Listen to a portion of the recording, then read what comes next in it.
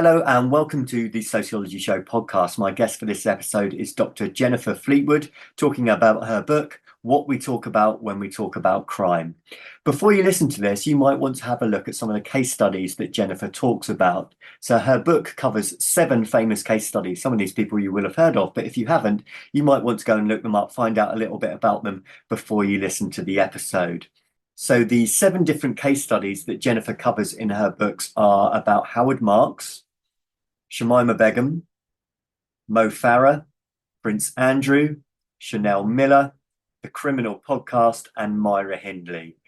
So if you do want to do a little bit of Googling, have a look at some of those case studies. If you're not sure who they are or aware of their case study at all, have a quick look at those before you have a listen to the episode. And so without further ado, let's go over to the episode with Dr. Jennifer Fleetwood. Hi. You're listening to The Sociology Show, a podcast about absolutely anything to do with the wonderful world of sociology.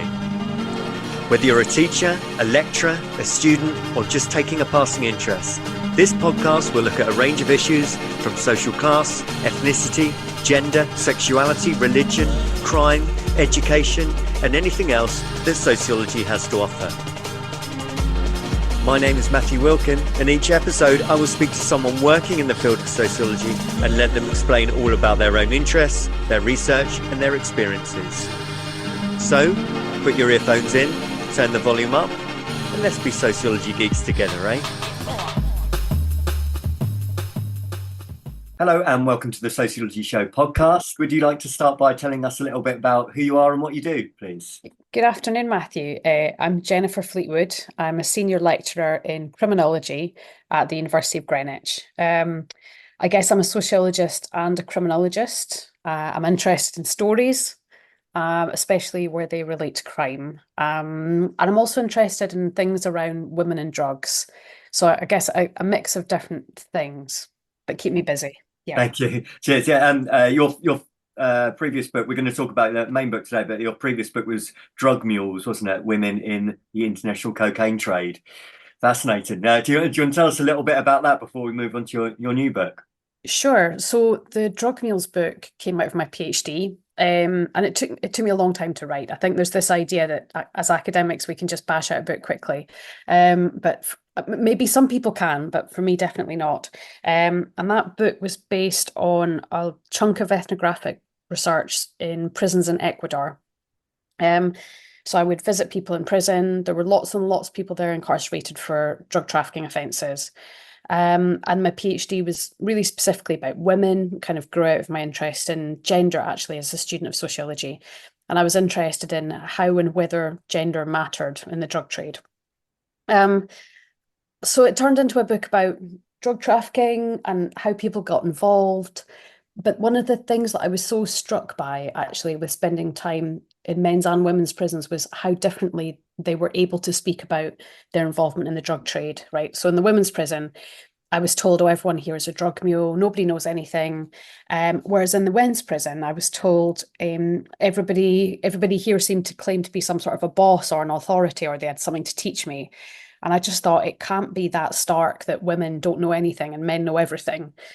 So I was kind of interested in probing how and why women found it so difficult to talk about crime and men seemed to find it so easy to claim expertise. So that book, I guess, is where my interest in stories and talk about crime first developed. But it's also a story about how people get involved in the drug trade and what they do and how that's shaped by their gender in particular. Thank you. And so you're really interested in stories. I mean, before we get into your new book, what's kind of your methodology then? Do you do a lot of unstructured interviews? So for the drug trafficking book, the method was really just trying to eke out time to allow people to tell a story, which sounds like quite a straightforward thing. Like, you maybe think we just whack out the tape recorder, ask a couple of questions and bosh, off we go. But actually, in the women's prison, there was a real challenge in getting women to talk about drug trafficking. So for me, there was a long time of that kind of ethnographic immersion, of getting to know people, of getting their trust, and allowing them to tell different kinds of stories about themselves. So I might go in looking for an interview about drug trafficking, but often they wanted to talk about other things too. So there was a long process of really making time and space to listen to the stories that were important to them, and also making space so that they could kind of talk without judgment about their involvement in the drug trade in ways that were a little bit messy sometimes. I mean, maybe messy is the wrong word, but for women, there wasn't much kind of social space, I guess, for them to talk about their involvement in the drug business and anything other than kind of talking about regret and shame. And I wanted to collect those stories because they're true and important, but I also wanted to allow space for maybe people to tell other kinds of stories about moments of pride, actually, or exhilaration, or joy, or nervousness, or anxiety, or contradiction. So I guess that project was ethnographic, and it was also about unstructured interviews. So the question I would always start with was, tell me how you got here, which isn't a question about crime at all, actually. It's really a question about inviting people to talk about biography and themselves, and to kind of foreground the stories they thought were important. I mean, it's also a question that allows people to start the story and end it where they want to, which I think is really fun. Shall I talk about the methodology for the current book as well? Yeah. I mean, that would be great. I mean, I'll just introduce the current book, what we talk about when we talk about crime. So, yeah, go for it, Jennifer. Tell us about that one. So the current book's a bit different in that I didn't meet any of the people whose stories I'm looking at. But I think there's something important about putting stories in context, right? So in the same way that I was interested in how the prison as institution and gender as another kind of institution shape people's stories, I wanted to try and read people's stories in context. So in the book, what we talk about when we talk about crime, we're looking at examples of well-known personal stories about crime in public. And my editor was really keen that they be well-known ones to catch people's attention, but it looks at things like criminal biography, Howard Marks's book, Mr. Nice, Shamima Begum's Times interview. Mo Farah made a documentary with the BBC about his experience of human trafficking. I also looked at Prince Andrew's Newsnight interview, and there's a few more after that. There's also a chapter looking at some of Myra Hindley's writing. So what I would do is sit down with the story as I would much with an interview and kind of read it really carefully and attentively. And Catherine Collar Reisman, in her book about narrative analysis, she gives us one question, which is, why was the story told that way? And it's such a lovely, open way of doing analysis, of kind of interpreting. And then to kind of flesh out the stuff about context, I just read around stories as much as I could. And this is the joy, I think, of using well-known examples, is that there's so much available, especially online. So, for example, for Shamima Begum's Times interview, Andrew Lloyd, I'm now questioning whether I've got his name right, but I think I have. Andrew Lloyd he did interviews with GQ magazine. He took part in podcasts. He wrote his own story for the Times about quote unquote finding Shamima. So there was loads of background information, as well as reports produced by non-governmental organisations about the conditions in the camps. There was subsequent interviews with Shamima Begum. So it was just taking that interview as the kind of the central point, I guess, and then fleshing out all the way around it, kind of the context for the stories as much as could be known. And that took a different form, I think, for each of those different kinds of stories. So for the Myra Hindley chapter, involved lots of digging deeply in prison regulations, actually, which was unexpected. Was that difficult in terms of the validity of some of the sources? You know, what you had to wade through to get to the accurate stuff, if you like. It's a really interesting question, and because I think when we think about narrative, there's a tendency to kind of bracket off reality almost, because we tend to focus on how stories make meanings of that reality. And I think you just kind of need to take everything in context a little bit. I mean, when non-governmental organizations like Save the Children are producing a report, they're producing it with kind of particular aims in mind, which are, to do with campaigning and other things, and fundraising perhaps as well. And as also kind of justifying the work that they do, as an important NGO, but it also offers these little glimpses of what life is like in the camp that just help me kind of flesh things out a little bit more. So I think questions about validity, I don't know. I struggle with this a little bit. I know that it's a key idea in sociology, but when it comes to personal stories, we don't just lie or make things up most of the time. I think I guess I'd say there's always a kind of nub of truth there if we look for it, and as long as we're taking it in context and reading carefully and thinking about what does it really say, what's it really about. I don't know. I guess I struggle with validity. It does my head in. It's difficult. It's a minefield, isn't it? It's a minefield. It really is. Yeah. I mean, the sort of basic principle of what you're talking about across the 7 cases that you've mentioned is that in all of these cases, the people have gone public. They're telling their story, whereas once upon a time, this wasn't necessarily the case. A lot of the criminal activity was sort of part of the underworld, or was not discussed, or is not mainstream. So, what kind of ideas did you uncover in terms of why people are much more willing to get their story out there today than they would have in the past? Yeah, I mean, for me, that's the real question behind the book. I think one I hope to explore by looking at these different case studies was a sense of how did we get here? How do these stories come to be told? Um, and I think there's not really one answer. That's such a sociological, a kind of stereotypically sociological answer, isn't there? Like, well, there's not one answer, but um, there's loads of drivers in play, I think, and some of them are super recent and short, and some of them have these kind of super long historical roots. I think one of the most recent is probably to do with things like social media and podcasts that just do this thing of making space for personal stories to be told at length in a way that I can't imagine them being told on other media. So I think is it Sean Atwood? He has a podcast where he interviews lots of criminals of repute, usually after they've done time, like East End gangsters and so on. But those interviews can last like 3 hours, and they're really long and they're really in depth. And I can't think of any other media where those kinds of stories would be told. And the other thing with social media is it has this way of finding kind of niche audiences for things. So it produces audiences and it produces kind of space. And then I think there's also something to do with changes in criminal justice and the ways that personal testimony is heard. And I think that particularly applies to victim stories. And I read this beautiful book called The Era of the Witness by a French philosopher, historian called Viavorka. But it's beautiful. She describes the ways that testimony in World War II by people in ghettos, people experiencing the Holocaust, was kind of written and shared in these really limited ways. Because for people who'd survived the Holocaust, there was this huge amount of shame attached to it, actually. So these stories that now we think of as like, well, they're so well known, they're taught that we have, World Holocaust Day and other things.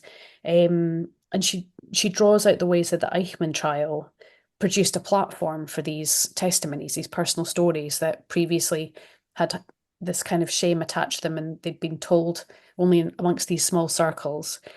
And that kind of sends out ripples in criminal justice. And then in the 80s, we see the introduction of victim personal statements or victim impact statements, as they're sometimes known. And one of the chapters looks at a famous example of that. A woman it was published at the time on BuzzFeed, actually, where she was Emily Doe, I think. And she's now come out publicly. Her name's Chanel Miller, and she's written her own autobiography about how that story was told. So there's these things in media, there's something to do with criminal justice. I think there's something also in the air about therapy. Mm. So over the course of decades, we've kind of seen a therapy kind of going mainstream. So the idea that talk is good or talk is a way to healing or justice has kind of become mainstream.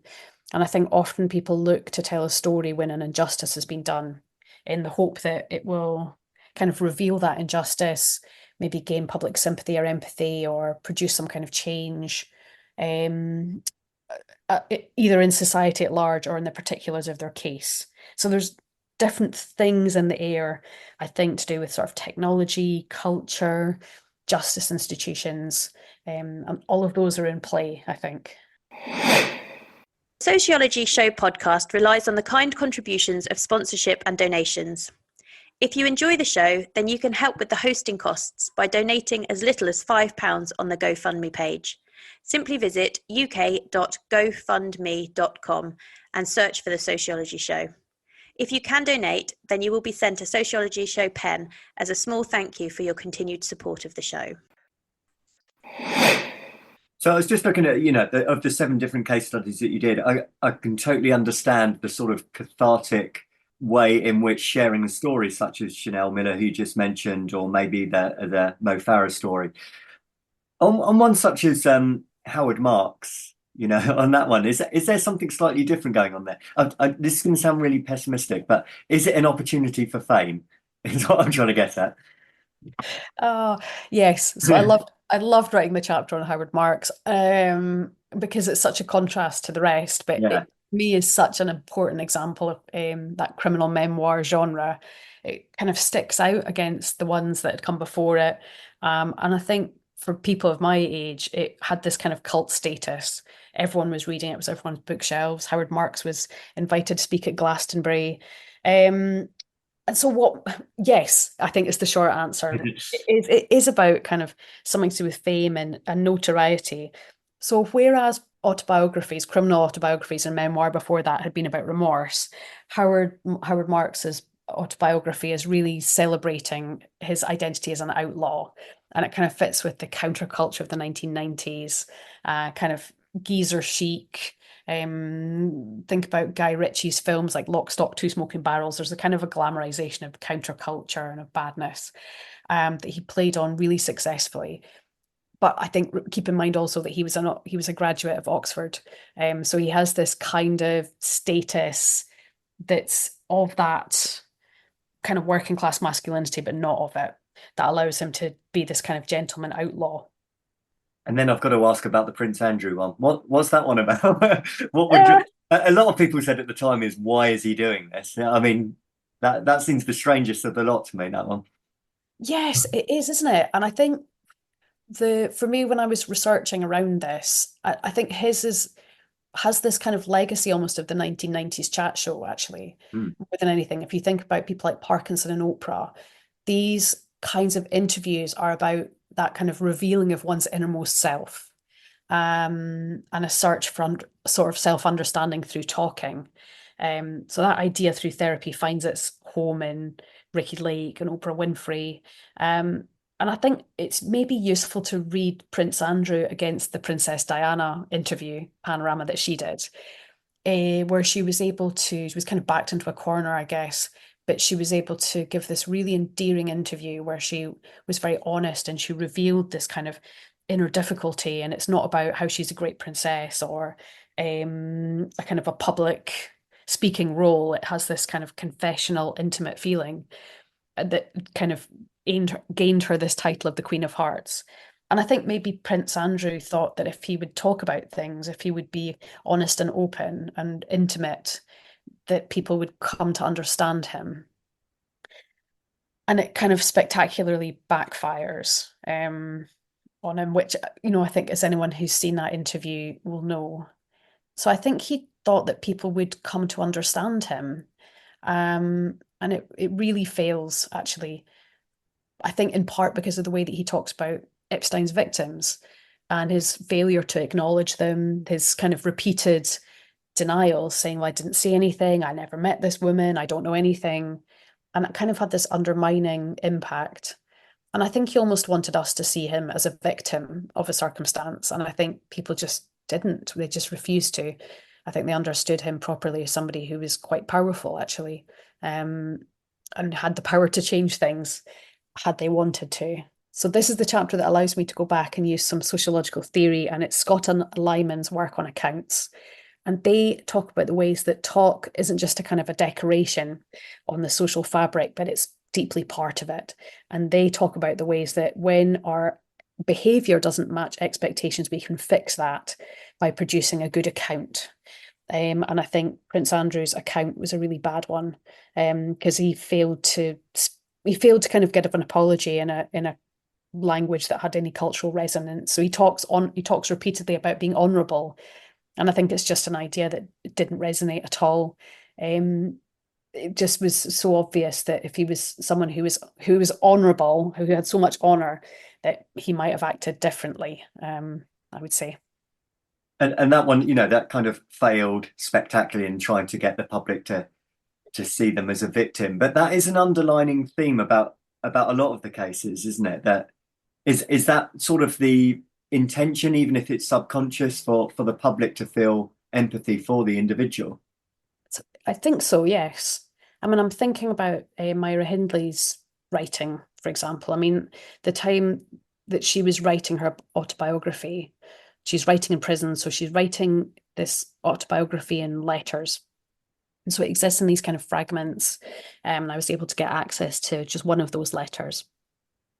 But the reason that she comes to write about herself is that for her to be released from prison, and she had served an extraordinarily long amount of time in prison, really, by that point, she needed to be able to influence public opinion. Because at that time, to be released from prison, you needed the permission of politicians.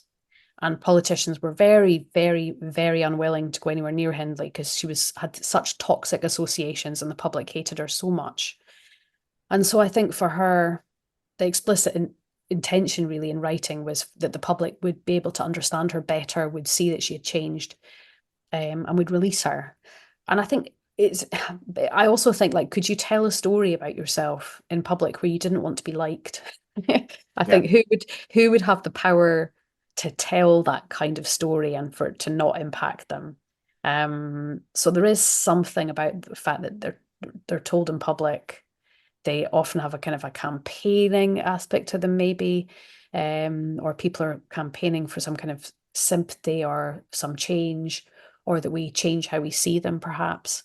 I mean, I think Howard Marks is the most interesting in that he, I think, didn't really have anything to gain apart from kind of the fame and notoriety that followed the book, but none of that was really a given at that time, I don't think.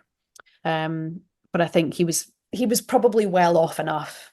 I'd like to imagine at that point that he wasn't reliant on the sales of the book, but I don't know. I think I think you're right. I think there's something about sympathy or a call for empathy that underpins that public storytelling. And from the other end as well, is that we as the public are obsessed with consuming such things, aren't we? Whether it's a news story, whether it's a BBC interview, whether it's a Netflix documentary, if you've got something with the word true crime in it, it is incredibly popular. So what do you think is happening at the market end? Why are we so fascinated with these case studies? Yes, I think true crime is such a home for personal stories about crime. It really is.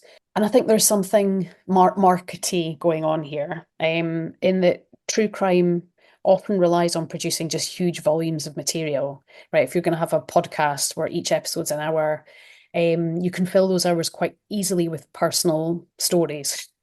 And they're quite cheap, actually. And this is not me saying that podcasts are cheap in their spirit, but I think often people take part in podcasts for free, without any expectation of anything, compared to, for example, like television studios where they might invite you there, do makeup, hair, wash your clothes for you, allow you to stay overnight in a hotel. They do produce a lot of content very cheaply. But then I think, what's the public appetite for these stories? And there's something in personal stories that draws us in. There's a wonderful anecdote by a man called Ira Glass, who was one of the early journalists on This American Life, which I think is the model for lots of podcasts that come after that. But in this YouTube interview, he talks about the anecdote as the story in its purest form. And he gives this vision of, imagine you're standing in line in the bank and someone starts telling a story. You cannot help but tune in your ear to find out what happens next. So there's this kind of maybe human thing that we want to tune in, and we find these really interesting. But then I think there's something else in play, which is there's this kind of perhaps declining trust in public institutions. So there was the phone hacking scandal that undermined public confidence, I think, in journalism. And then we've seen numerous scandals around criminal justice. We've seen scandals at the heart of government itself. And I think people often turn to these stories as something apparently raw and authentic and true. where we've this kind of building suspicion of official accounts. And if we're talking about, them being authentic and true, what do you think ultimately makes a story either sit with the public in a sympathetic way or not? So I'm just looking at your range of different 7 case studies you've got here. You would argue, I think, that Howard Marks was lauded. There was a huge amount of sympathy for the Mo Farah story. Shamima Begum very much mixed, possibly more anti than pro, and then Prince Andrew very much anti. So what ultimately impacts the reaction of the public watching or listening to the story, do you think? That's a really, really good question. And I think if it was easy to predict, I think lots of people wouldn't bother telling their story. Yeah. I think Prince Andrew being one of them. But a question about what resonates, I think, is a really interesting one. And I think the general public is not a homogenous group. And when we think in terms of sociology, I think it's always useful to think about race, class, gender. Yeah.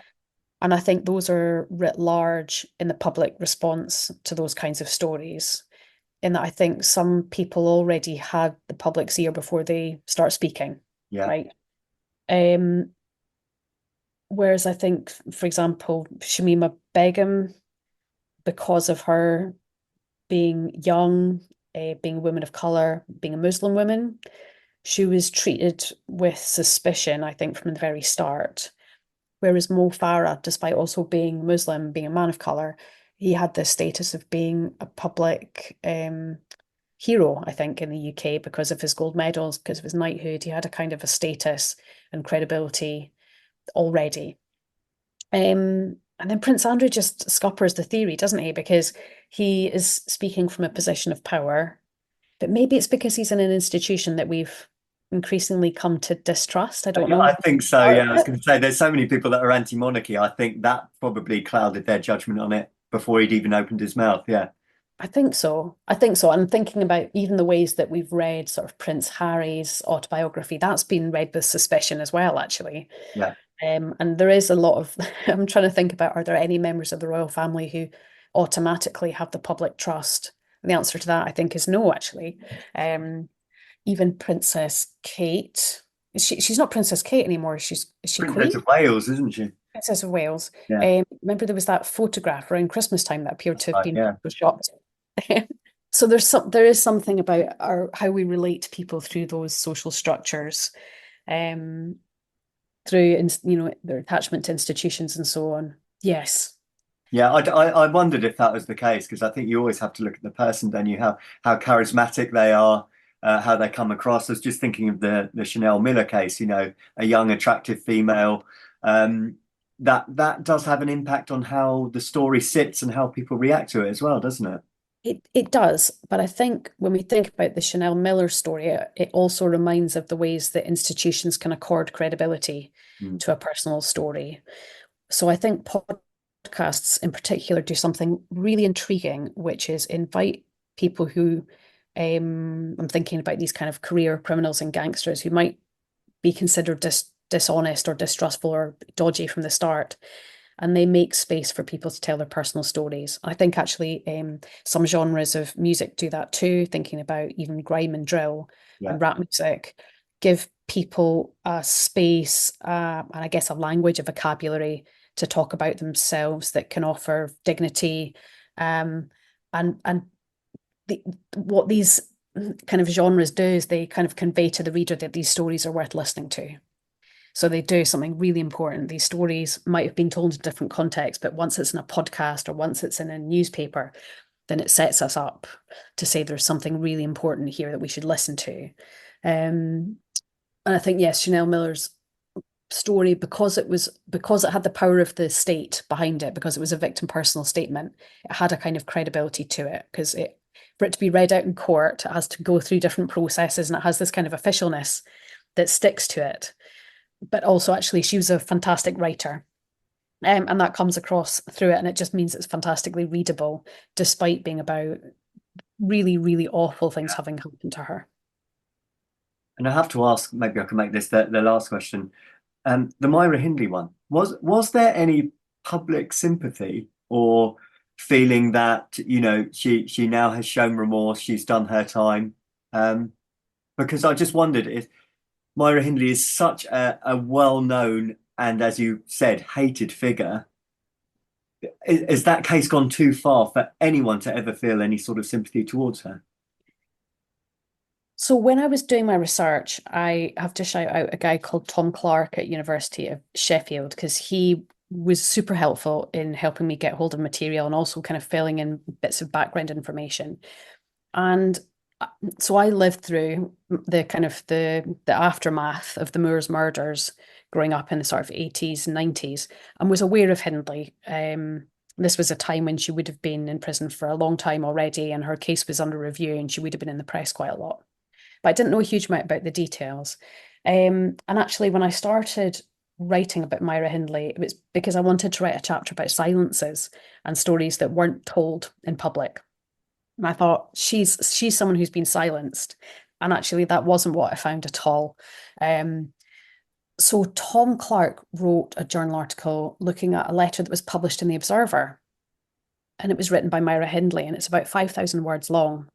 And she was writing to the paper because they'd published something that inferred that she was had some psychological issues. And she said, actually, no, I've been reviewed by multiple psychologists who've said that I'm normal, and that's the worst thing about this, is that nobody can tell me what's wrong with me.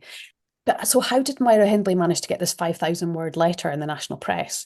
And that's because she had, over the years, cultivated friendships with people including Lord Longford, who was a Catholic who visited her in prison, and he was very interested in redemption. One of the reasons that Hindley's case was so important was that the death penalty was abolished right before they were sentenced. Technically it was paused, and then it was abolished once they were in prison. But that meant that they were some of the first people to have committed crimes of the most serious order.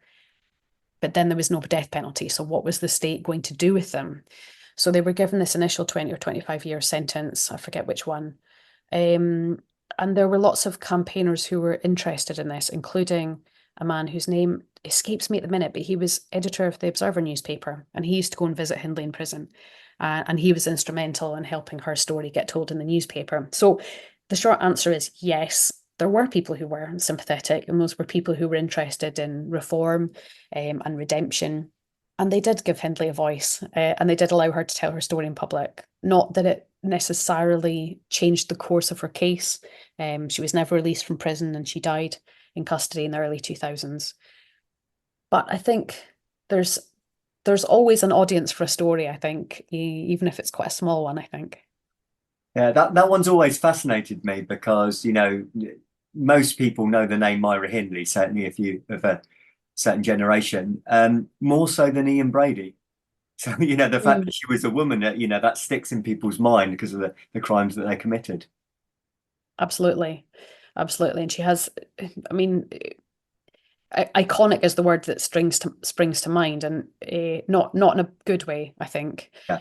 But she was so emblematic of social anxieties at the time in the 1960s about changing role of women, about young people not seeming to want to do the same things that their parents had done. So they kind of tapped into these social anxieties, and then they were really at the heart of changes in the criminal justice system.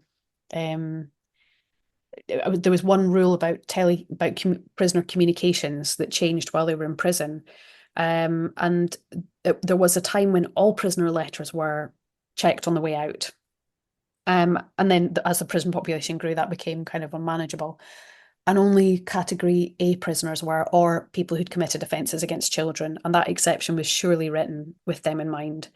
So they've just been at the heart of so much, I think, that was going on. And they have this continued resonance.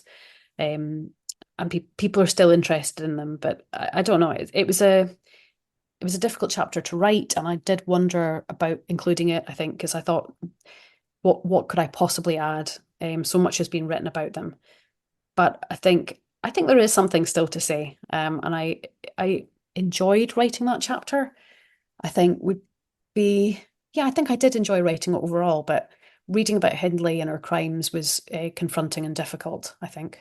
Yeah, I can understand that. Thank you. Thank you, Jennifer. Do you want to say a little bit more about the book if people want to find out a bit more or want to purchase the book at all? Sure. So the book is called What We Talk About When We Talk About Crime, and it's published by a small independent press called Notting Hill Editions, but you can find it online in all the usual online bookshops. You can also buy it from Waterstones, and you can also buy it directly from the publisher. It's very reasonably priced at only £10.99. And it's a lovely little book. It's not too long. The chapters are nice and short. I think I had a reader in mind who's hopping on the tube or the bus or in a waiting room somewhere, and I wanted to give them something short and thought-provoking that they could take with them wherever they went. It's brilliant. Thank you. Thank you so much for your time today, Jennifer. I really appreciate it. Thank you. Thank you for taking the time to listen to the podcast. If you would like to contact the show or be interviewed, then please email the sociologyshowpodcast@gmail.com.